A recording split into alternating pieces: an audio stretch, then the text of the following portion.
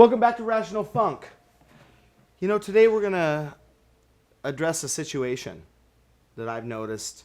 I like to notice what's out there, and then I like to personalize it. Sometimes I try to one-up it. Usually this isn't even false humility, because false humility is up there with, well, let's face it, everybody uses false humility. But I just mean, this isn't false humility when I say I try to one-up things every now and again, and I do fail. But that's okay. Vulnerability is one of the tools of great art.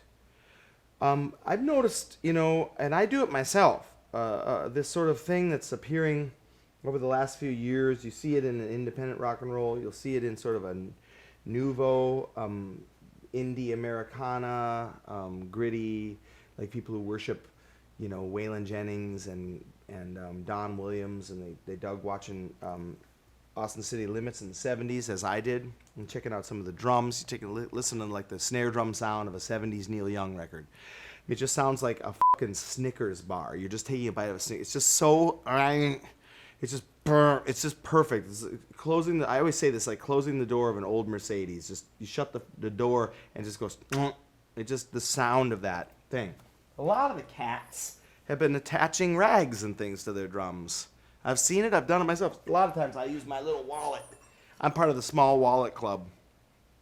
I have been doing this for a long time. I thought, wallets look so ridiculous in people's pockets. It's just sort of like, or if you're someone who has to wear a wallet in your pocket, or anything, you've just got a giant wallet in your pocket. It's just, my God, And then there was in the late 90s, early 2000s, there were sort of these bags people were wearing. And like, yeah, I'm into the man wearing a bag or a purse or doing whatever. But like, I thought, well, I don't like to carry things on my shoulders because, like I said, I don't even check when I fly, I just throw the cymbals on the belt with a really cheap bag, usually duct taped together, because that's how I get my earthy tones. But I'm saying, like, I don't like to have things sticking out of my, pants pockets other than, large amounts of chewing tobacco, which is sort of a status thing for me. I just have huge circles that look like the hot. You remember the cats who chewed, Joe, in the 80s? Like the kids that were little rugged in school, they chewed. Little Copenhagen, little Skoal Bandits, Beech Nut. Loose leaf beech nut was actually a pretty decent chew.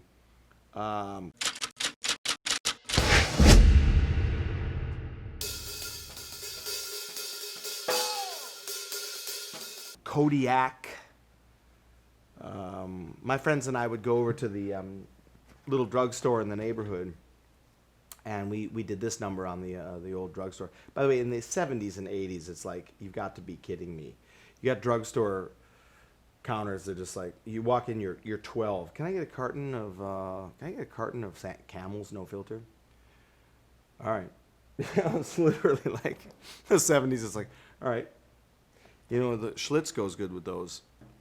So, but I'm saying, like, we'd be in the early 80s, my friends and I be like this. There was a period where I was, like, chewing tobacco, because my older brother was chewing a little chewing tobacco. He was into a lot of shit, actually. He was into a lot of wrong shit. And I learned to not follow him down those roads of darkness, other than I checked out a lot of Black Sabbath with him. I have to tell you, he hit me to Black Sabbath, which is, if you don't even know how swinging and weird Black Sabbath is, go back and check it out. That is a weird band. And that's what this episode is about. Refine yourself. Refine the way that you relate to your drum set, and refine your drum set. Why is your drum set so rough-hewn? Why is it battered and tattered and smeared and smicked and splipped and dipped? Why? We talked about cleaning the drums with the cleaning pads. Remember that episode, Joe, where we had cleaning drums? By the way, I do this a lot. People are like, well, I've heard people go like, why do you do this? Because I have eyebrows that make caterpillars look like, line drawings, Japanese line drawings. That's what my eyebrows are like. I wish they weren't so. I can see them. Whenever there's really bright lights, I can see like 85 parts of my eyebrow, and I'm self-conscious about it, so I stroke them back. It's also very relaxing. But what I'm saying is that you know, it's like giving yourself a massage. You know, Joe, have you ever your arms hurt when you're at night? Like my arms just kill from playing the drums at night, and I sit there like this, rubbing my own arms, and I can massage myself to sleep. You ever done that? That's kind of the feeling. I give myself a little bit like that, and I feel a little more confident. It takes confidence, gosh dang it. And how do you build that confidence? Look good out there. Get your drums looking good. I see kids that are playing the Laurel Canyon rock and roll, and I see them, they're like, hell yeah. Waylon Jennings in Nashville used to write songs with a gun inside a whiskey bottle, and then he'd point the barrel in the whiskey bottle, and then he'd blow a hole in a banjo, and then write about 8 hits, and do 50 fucking lines of coke and fucking tear it up. And the fiddlers would come down and they'd spend all night blowing holes and shit. Spitting everywhere. All right. Yeah. Well, really, what you guys related to that shit? We're renting a house up in Laurel Canyon. My dad's actually he produced Weeds, that show. But we all like Waylon. We're in a Don Williams too. Living on Tulsa time. Living on Tulsa.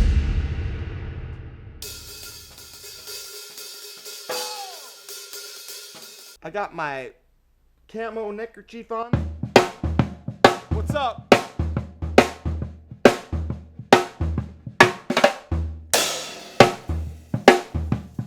No, I just throw a rag on there.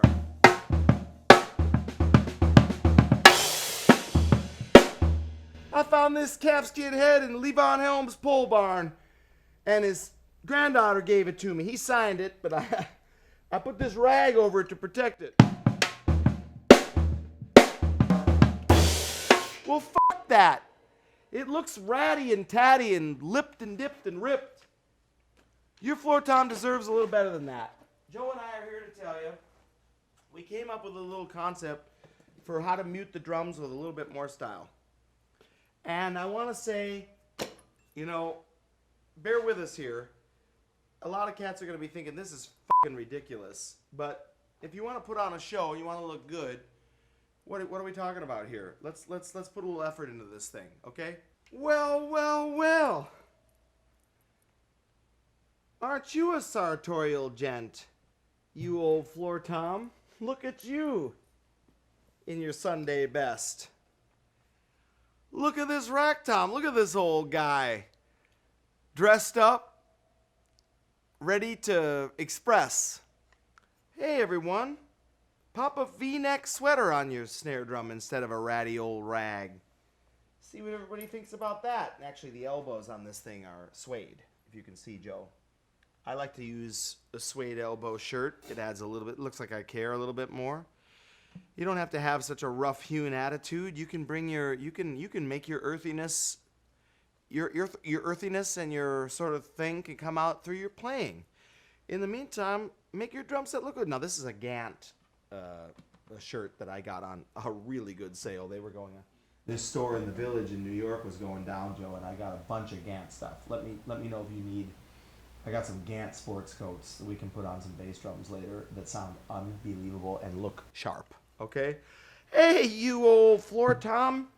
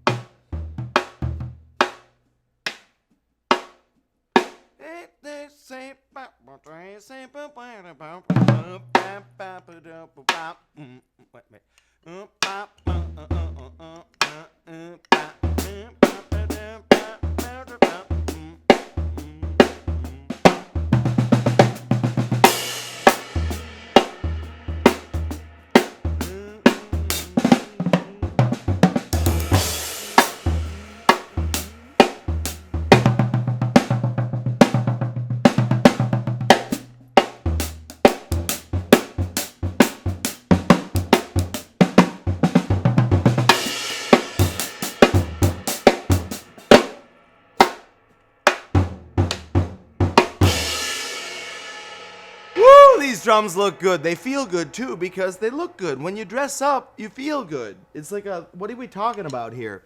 Ratty old ragatags, or we got Gant. This is a Banana Republic. Actually, I got that on the sales rack.